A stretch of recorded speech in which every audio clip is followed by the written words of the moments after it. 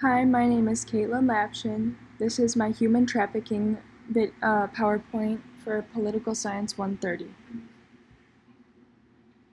Human trafficking, according to Homeland Security, is involving the use of force, fraud, or coercion to obtain some type of labor or commercial sex act. I found some interesting facts online and I figured I would share them. I thought it was kind of frightening that in Europe, over 140 plus victims are trapped in violence and sexual exploitation, and that's only in Europe. Um, Almost every country is affected, which I thought was really disturbing. I didn't realize that it was a global concern. I knew that it was definitely one of the larger concerns in the world, but I didn't realize that at least 127 countries have been reported to have been exploited. Um, I knew that it was lucrative, but I didn't realize that in Europe it brings in about 3 billion per year. I thought that was really astounding, and unfortunately it does make sense as to why criminals choose to go into this illegal business. I was not surprised that 1 in 5 victims around the world are children, and that women make 2/3 of the victims. It's everywhere. I mean, human trafficking is everywhere. It's all over the world. I mean, it's not just happening in the United States. It's happening. I mean, it's in the core. It's in the semi-periphery. It's in the periphery. I mean, it's disgusting how much it happens, and unfortunately, it is everywhere. There has been a trafficking increase according to the UNODC. The European Union claimed that child trafficking had been increased by the migration crisis, which had been caused by increasing violence and poverty and conflict in some of the European areas of the world. Unfortunately, most kids are traveling alone, which makes them very easy targets to be trafficked.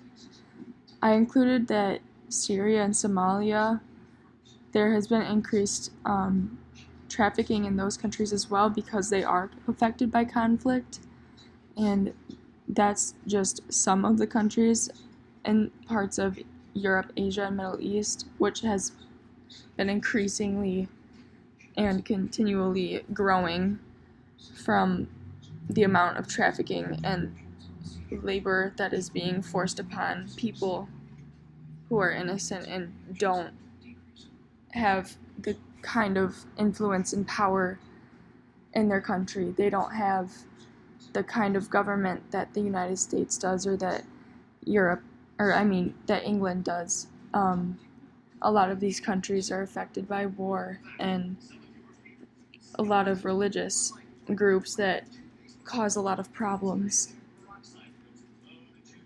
The treaties that I found were the New York Declaration, the TIP Protocol, which is Trafficking in Persons Protocol, the UN Convention Against Transnational Organized Crime, and I found that problems leading to increase are poverty, war, natural disaster, easy targets like women and children, as I mentioned before, the demand for cheap labor, lucrative business, like I mentioned before, bringing in $3 billion in Europe alone.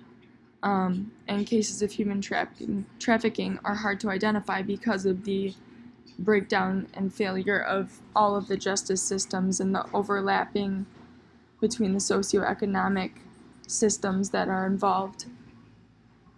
It's definitely difficult to combat.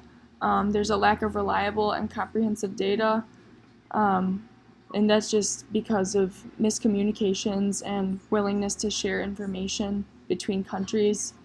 Reframing the issue is another problem that is hard to change because people sometimes see it as, oh, well, it's a teenager going into prostitution and she got herself into this mess. It's not about prostitution, it's about criminals taking advantage of people who are dismissed in society and who don't have much control over their situations, and they're taking advantage and preying on the weak. as I mentioned before, breakdowns and failures of a number of overlapping justice systems is one of the large ones as well, because there's a miscommunication, there's differences in culture and beliefs, and that can play a big role into how treaties are formed and how deals are made and what information is shared. For the future, I feel that there is a successful chance for combating human trafficking, but that's only if countries are able to agree on a strategy to prevent the violators.